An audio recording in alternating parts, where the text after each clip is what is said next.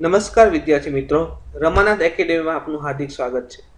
આજે આપણે ધોરણ 9ના સામાજિક વિજ્ઞાનના ચેપ્ટર 8 ભારતના રાજ્ય બંધારણનું ઘડતર અને લક્ષણ વિશે અભ્યાસ કરીશું.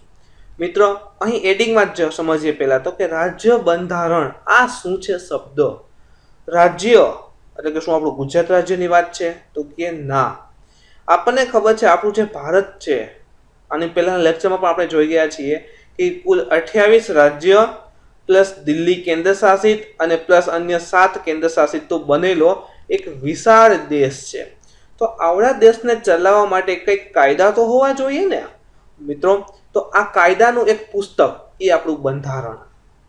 તો એ કેવી રીતે બન્યું છે અને એના લક્ષણો શું છે એના વિશેનો અભ્યાસ આપણે આ ચેપ્ટરમાં કરવાનો છે. એકદમ આપણે આ આખું ચેપ્ટર સરળ ભાષામાં સમજવાની કોશિશ કરીએ. તો મિત્રો, પ્રથમ તો એમ થાય કે આપણે હમણાં કીધું કે આ બંધારણ એ શું છે. અહીં લખ્યું છે સંવિધાન, તો એ શું છે? તો મિત્રો, બંધારણ જે છે એને હિન્દીમાં સંવિધાન કહે છે અને ઇંગ્લિશમાં એને કોન્સ્ટિટ્યુશન કહેવાય છે. શું કહેવાય છે?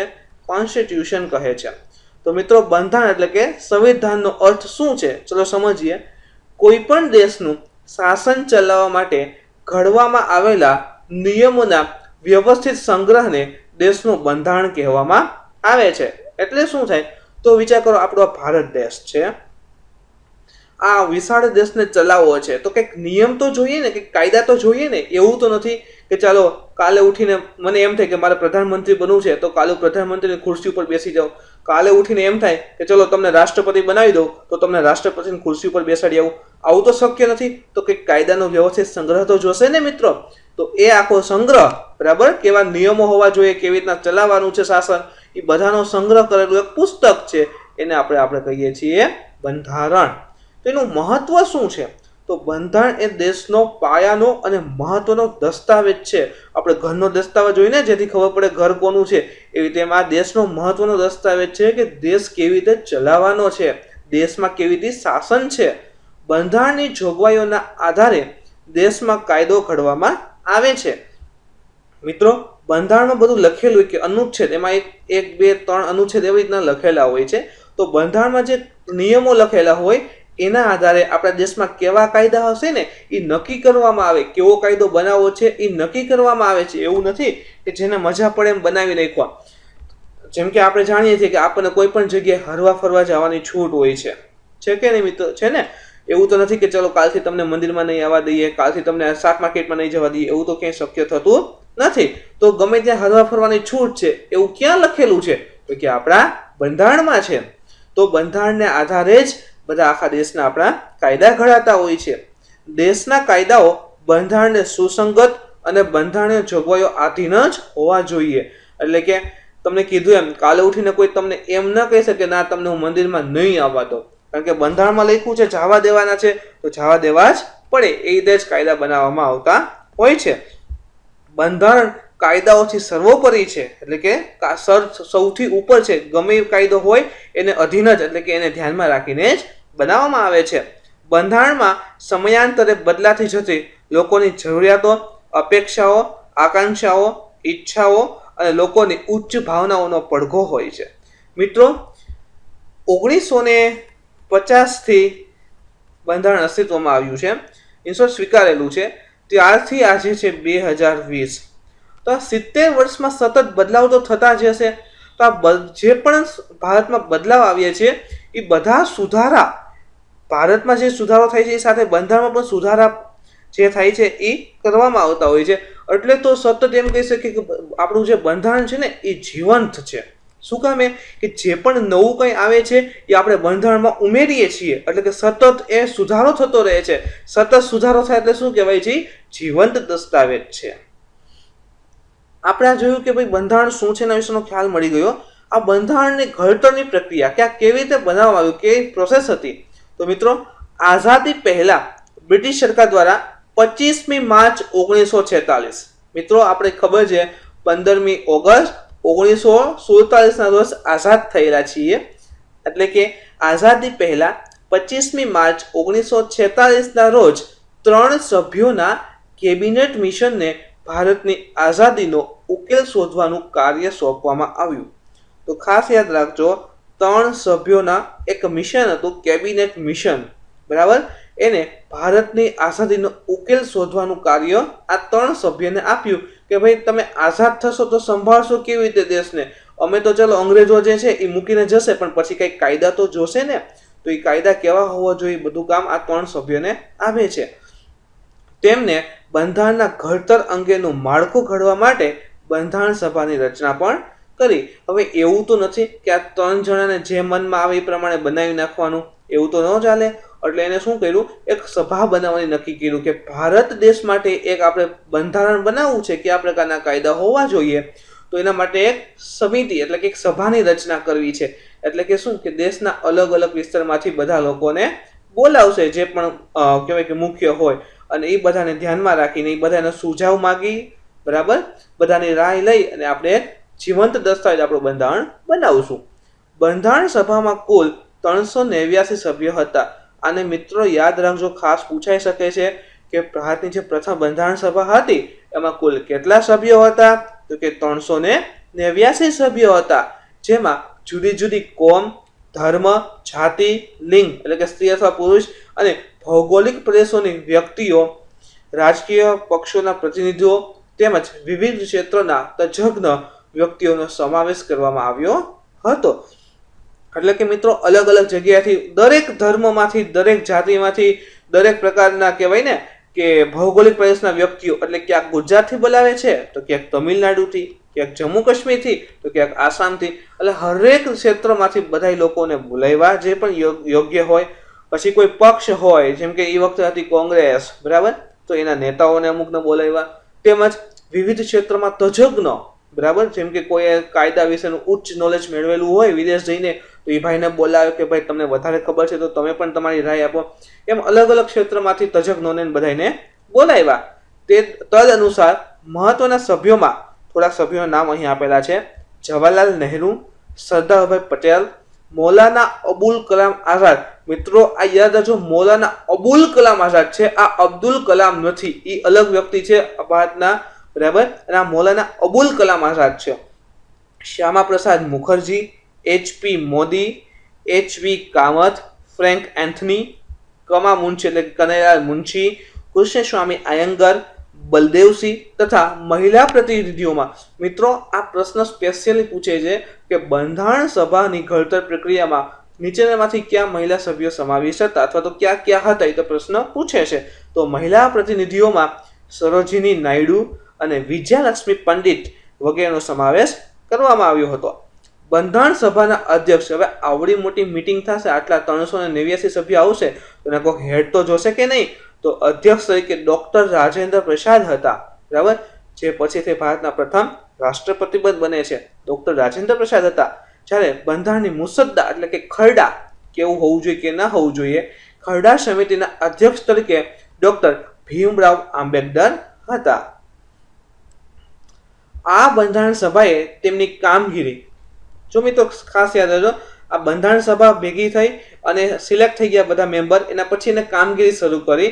એની કામગીરી શરૂ થઈ હતી 9મી ડિસેમ્બર 1946. 9 ડિસેમ્બર 1946 શરૂ કરી. બંધારણ સભાએ 2 વર્ષ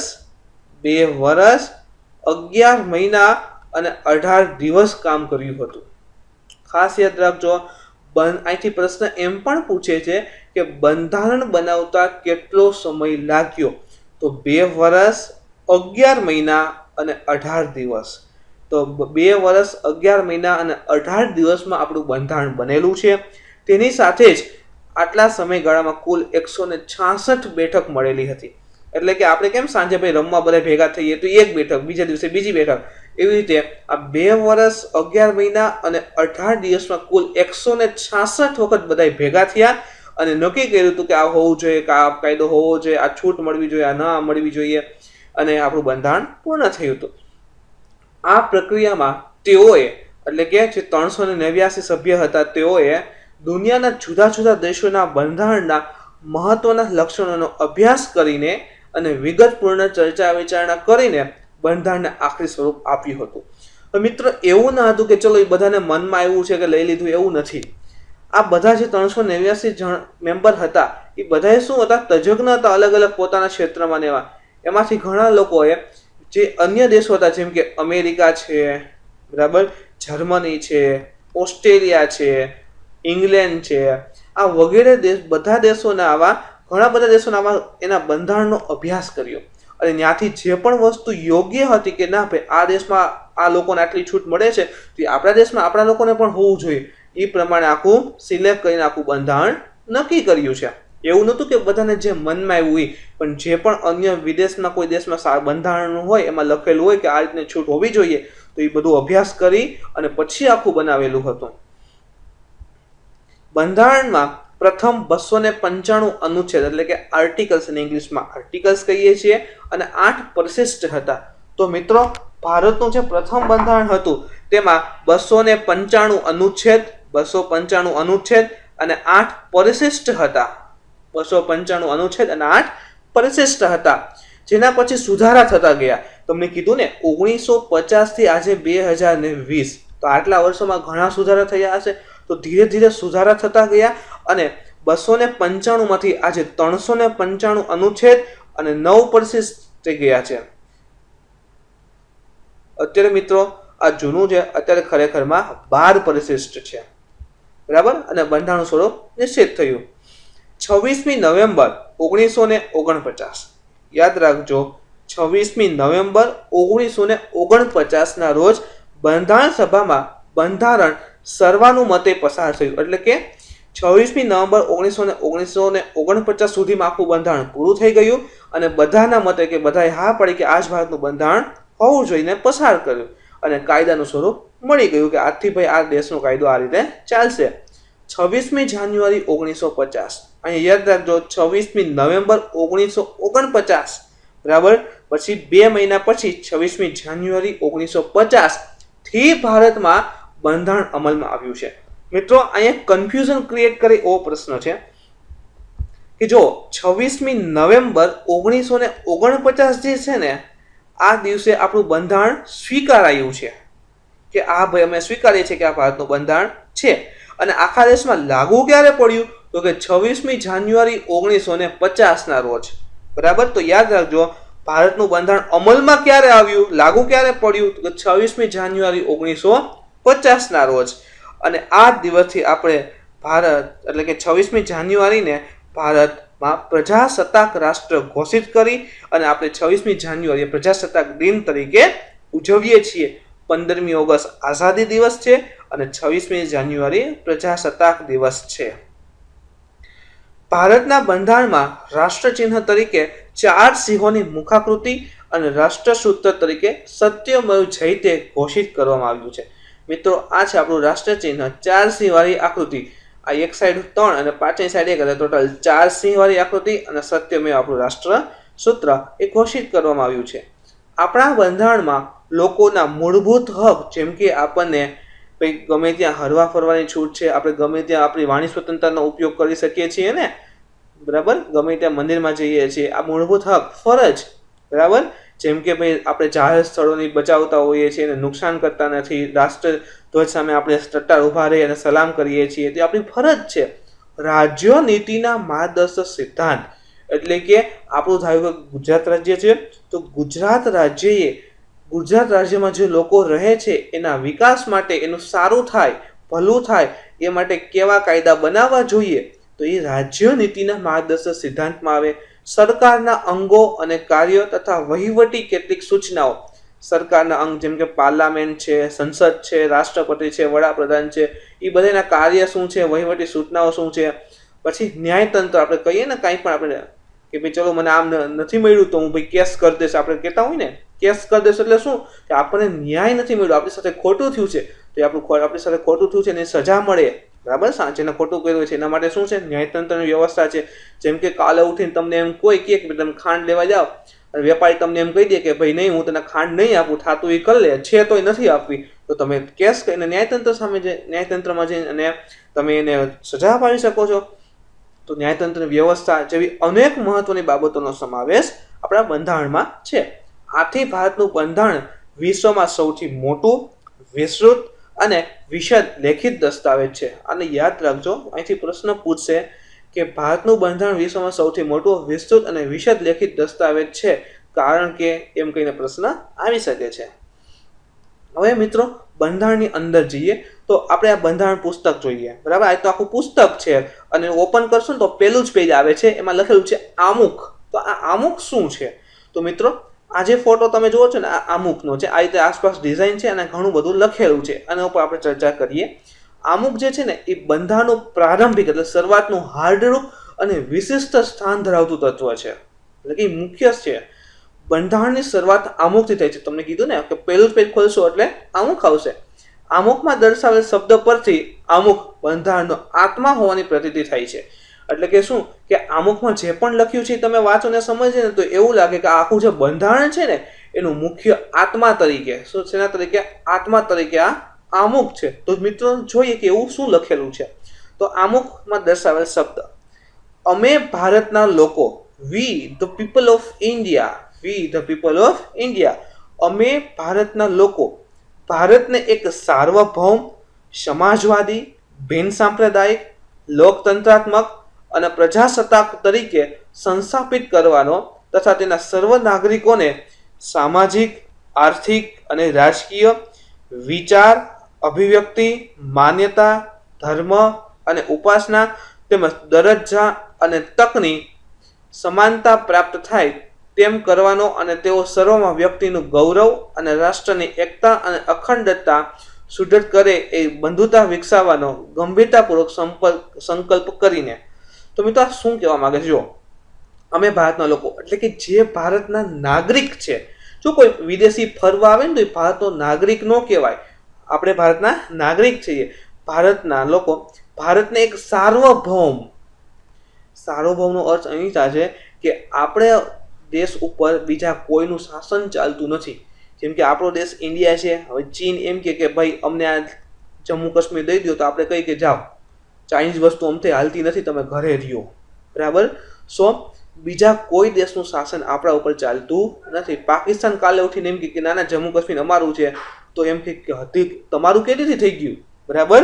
તો એવું કંઈ બીજા દેશ આપણી પાસેથી કાંઈ કરાવી શકે નહીં, અથવા તો બીજો કોઈ દેશ આપણને જે તે બાબત કરવા માટે હુકમ ન આપી શકે કે ભાઈ તમે આમ કરો ને તેમ કરો. આપણને જે મજા આવે ને એમ કરવાનું, એ આપણો દેશ. અને સાર્વભૌમ, સમાજવાદી, બરાબર. પછી બિન સાંપ્રદાયિક, દેશનો કોઈ ધર્મ નથી, બરાબર. જેમ કે પાકિસ્તાન જે છે એ મુસ્લિમ સ્ટેટ કહેવાય છે, બરાબર. એ મુસલમાનોનું વધારે એવી રીતના છે. પણ આપણા દેશમાં કોઈ એક ધર્મ નથી કે આ હિન્દુનો દેશ, આ મુસલમાનનો દેશ, આ પારસીનો દેશ, આ ક્રિશ્ચિયનનો દેશ.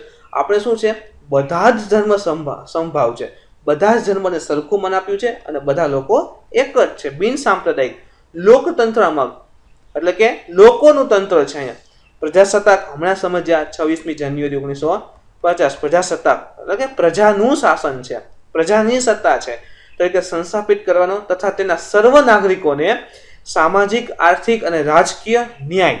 જો સામાજિક, આર્થિક અને રાજકીય ન્યાય, સામાજિક એટલે કે ભાઈ કોઈ તમે કોઈને આધારે એમ ન કહી શકો કે તમે ભાઈ આ જ્ઞાતિના છો, તમે આવા છો, તમે આવા છો, એમ કહી શકાય નહીં. તો સામાજિક રીતે, આર્થિક એટલે પૈસાકીય રીતે, અને રાજકીય એટલે કોઈની સાથે ખોટું થાય નહીં એ રીતે, બરાબર. તો ત્રણેય રીતે ન્યાય આપવાનો છે, કોઈની સાથે ખોટું કરવાનું નથી. વિચાર, અભિવ્યક્તિ, માન્યતા, ધર્મ અને ઉપાસનાની સ્વતંત્રતા છે. તમે કેવો વિચાર કરો છો, તમે કેવું અભિવ્યક્તિ છે, તમે કોઈ કયા ભગવાનને માનો છો, તમને કોઈ એમ ન કહી શકે તું ભાઈ આને માન, તું ભાઈ આને માન. તમને સ્વતંત્રતા આપી છે. કોઈ પણ આપણે ભારત દેશ છે એને ભારતના હરેક નાગરિકને સ્વતંત્ર આપી છે. તમે મજા આવે ધર્મ પાળો, તમે મજા આવે ભગવાનની ઉપાસના કરો, બરાબર. એમ કોઈ આપણને જોર જબરી કરી શકે નહીં. દરજ્જા અને તકની સમાનતા, બધાને તક આપવામાં આવે છે, એવી રીતના પ્રાપ્ત થાય તેમ કરવાનો, અને તેઓ સર્વમાં વ્યક્તિનું ગૌરવ અને રાષ્ટ્રની એકતા, અખંડિતતા સુદૃઢ કરે. જો મિત્રો લખ્યું છે વ્યક્તિનું ગૌરવ, બરાબર. એટલે કોઈ પણ વ્યક્તિને આપણે જેમ આવે એમ કહી શકતા નથી, એને પોતાનું ગૌરવ હોય છે, બરાબર. આપણું અમુકમાં જ લખેલું છે, બરાબર. વ્યક્તિનું ગૌરવ જળવાઈ રહે એવી રીતે. ક્યારેય તમે જોયું હશે કે ક્યારેય પિક્ચરમાં અથવા તો ન્યાયતંત્રમાં તમે અદાલતના સીન જોતા હોય તો ક્યારેય જજ ગમે એવો કેદી હોય ને જેમ આવે એમ કહે છે? નથી કહેતા, કારણ કે એ વ્યક્તિને પોતાનું ગૌરવ હોય છે. વ્યક્તિનું ગૌરવ અને રાષ્ટ્રની એકતા અને અખંડિતતા સુદૃઢ કરી એવી બંધુતા વિકસાવવાનો. બંધુતા એટલે કે ભાઈચારો, ફ્રેટર્નિટી, બરાબર. આ તમે જુઓ ભાઈચારો છે, ભલે બધા તો પણ મિત્રતા છે ને, એવી રીતે ભાઈચારો વિકસાવો અને ગંભીરતા પૂર્વક સંકલ્પ કરીને અમારી સંવિધાન સભામાં, બંધારણ સભામાં 26મી નવેમ્બર 1949 તે દિવસે માગસર સુદ સાતમ વિક્રમ સંવત 2006 ના રોજ, બરાબર, 26મી નવેમ્બર 1949 દિવસે આ હતું ના રોજ આથી આ સંવિધાન અપનાવી, એટલે કે આ જે બંધારણ છે એ અપનાવી તેને અધિનિયમિત કરી અમને પોતાની જાતને અર્પિત કરીએ છીએ. એટલે કે આજથી અમે આ બંધારણ આખા દેશમાં લાગુ કરીએ છીએ.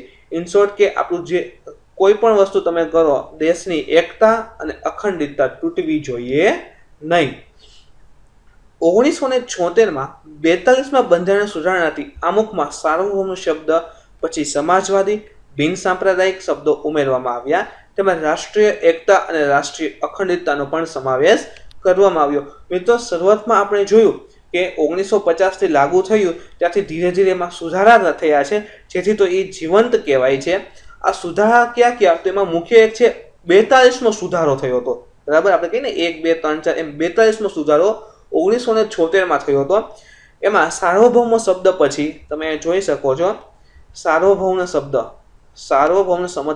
પછી સમાજવાદી, બિન સાંપ્રદાયિક ને એવા શબ્દ છે ને, એ ઉમેરવામાં આવ્યા છે. તેમજ રાષ્ટ્રીય એકતા અને રાષ્ટ્રીય અખંડિતતા, તમે જોયું ને, આ રાષ્ટ્રની એકતા અને અખંડિતતા એ શબ્દ પણ 42માં સુધારો 1976 ના રોજ આમુખમાં ઉમેરવામાં આવ્યા છે.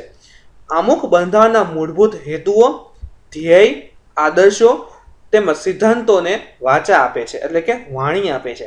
જેમ કે જો આપણે અહીં કીધું કે ભાઈ દરેકને સ્વતંત્રતા આપવાની છે, ન્યાય આપવાનો છે, સમાનતા આપવાની છે, ભાઈચારાની ભાવના રાખવાની છે, દેશની અખંડિતતા જાળવી રાખવાની છે, તો આ બધું શું છે? એક આખા કહેવાય ને વાચા આપી દીધી છે એમ બંધારણને. આમુખ બંધારણના ઉદ્દેશ્ય થકી ભારતમાં કલ્યાણરાજનો અર્થ છે બધાનું કલ્યાણ થાય ને એવું સ્થાપવાની ઉચ્ચ ભાવનાઓ અને આદર્શોને સિદ્ધ કરવા ઈચ્છે છે એવું સ્પષ્ટ કરે છે. એટલે કે આપણું જે બંધારણ છે એમાં જે કાયદા એટલે કે અનુચ્છેદો લખેલા છે એ બધાયથી આપણો જે ભારત દેશ છે એનું કલ્યાણ થાય, એના લોકોનું બધાનું કલ્યાણ થાય એ પ્રકારે ભાવના અને આદર્શો એમાં દર્શાવેલા છે. આમ આમુખ દ્વારા બંધારણના ઘડવાયાઓના માનસનો પણ પરિચય થાય છે. આમુખનું મહત્વ શું છે? આમુખને બંધારણનો આત્મા કહ્યો છે, તે રીતે તેનું મહત્વ સવિશેષ છે. બંધારણનો આત્મા એનો મતલબ એમ કે આમુખ વિના બંધારણ શક્ય નથી. જેમ આપણા શરીર આત્માથી જ ચાલે છે, એમ બંધારણ જે છે એ આમુખ એટલે કે એની આત્મા છે એનાથી ચાલે છે. કોઈ પણ કાયદાના ઘડતરમાં તથા તેને પૂરી રીતે સમજવામાં કે અર્થઘટનમાં માર્ગદર્શન મળે છે. જેમ કે તમને વચ્ચે ખબર છે કે ફરજિયાત આધાર કાર્ડ ને આ બધું આવ્યું હતું, બરાબર. તો આધાર કાર્ડ ફરજિયાત હોવું એ શું કાયદા પ્રમાણે સાચું છે કે ખોટું, એનાથી સ્વતંત્રતા જતી તો નથી ને. તો એ બધું ચર્ચા વિચારણા ક્યાં થશે? તો કે આમુખ છે ને, અને એના આધારે બંધારણ જે છે ને એ બંનેના લઈને કાયદાના હેતુ તથા તેનો આદર્શ, કાયદા ઘડવા પાછળ સંસદની નીતિ શું છે તે જાણવામાં આમુખ મદદરૂપ થાય છે. જેમ કે દેશ માટેના કોઈ પણ કાયદા હોય ક્યાં ઘડાય? તો કે સંસદ, પાર્લામેન્ટમાં. તો સંસદમાં જે પણ કાયદો બનાવે છે એની નીતિ, એની પાછળ શું કારણ છે એ બધું જાણવું હોય તો શું મદદરૂપ થશે આપણને? આમુખ મદદરૂપ થાય છે. કયા પ્રકારની મુશ્કેલીઓના નિવારણ અર્થે કાયદાને ઘડવામાં આવે છે તેનો નિર્દેશ આપણને આમુખમાંથી સ્પષ્ટ થાય છે. આમ આમુખ એ બંધારણનો અર્ક છે. કાયદાની કોઈ કલમમાં કે વિગતોમાં કોઈ અસ્પષ્ટતા કે વિસંવાદિતા ઊભી થાય તો કાયદાનો હેતુ સ્પષ્ટ થતો ન હોય ત્યારે આમુખ કાયદાની કલમને સમજવામાં, તેનું અર્થઘટન કરવામાં મદદરૂપ બને છે. જેમ કે કોઈ એવો કાયદો હોય કે ભાઈ આ કાયદામાં આને સજા કરવી કે ન કરવી. જેમ કે ભાઈ કોઈ માણસ હોય, કોઈને મારવા જતું હોય તો એ પોતાના બચ્ચામાં સામેવાળાને મારી નાખે છે. તો હવે કયા કન્ડિશનમાં મારે છે, કેવી રીતના મારે છે, બધું આખું સમજવું હોય ને એમાં જો લોચા લાપસી લાગી ગયા હોય કે ભાઈ આમાં સમજાતું નથી, હવે આને સજા કરવી કે ન કરવી, શું એની સ્વતંત્રતા, પોતાને જીવવાનો હક છે એના આધારે એને માર્યો છે કે જાણી જોઈને માર્યો છે કે કાંઈ સમજાતું નથી, તો એ આખો કેસ સોલ્વ કરે અને એના આધારે ભાઈ આમાં જોવે કે ભાઈ બંધારણ પ્રમાણે યોગ્ય બેસે છે કે નહીં, બરાબર. તો યોગ્ય બેસતું હોય અને જો એ નિર્દોષ હોય તો એને છોડી દેવામાં આવે. આમ અમુક બંધારણની જોગવાઈઓને સમજવામાં હોકાયંત્રની ગરજ સારે છે. જેમ આપણે ખોવાઈ જઈએ તો આપણે કેમ હોકાયંત્ર વાપરીએ કે ભાઈ કઈ દિશા ક્યાં આવે છે, ઉત્તર દિશા દેખાડે છે. એવી રીતે જો કાયદામાં લઈને આપણે ખોવાઈ જાય કે ખબર ના પડે અને સમજવું હોય તો આપણા માટે બંધારણ યોગ્ય છે. અમુક રાષ્ટ્રની એકતા, અખંડિતતા અને નાગરિકો વચ્ચે બંધુત્વની ઉમદા ભાવનાઓનો અને આદર્શોનો પડઘો છે. અમુકને ઉચ્ચ આદર્શો તથા ધ્યેયનું પીઠબળ છે. તો મિત્રો, આજના લેક્ચરમાં અહીંયા સુધી રાખીએ. નેક્સ્ટ લેક્ચરમાં આપણે વધારે અભ્યાસ કરીશું. ત્યાં સુધી ઘરમાં રહો, અભ્યાસ કરતા રહો, સુરક્ષિત રહો. Stay home, keep studying and stay safe. મિત્રો, આજના લેક્ચરની પીડીએફ તમે નીચે આપેલી લિંક પરથી ડાઉનલોડ કરી શકો છો. Thank you.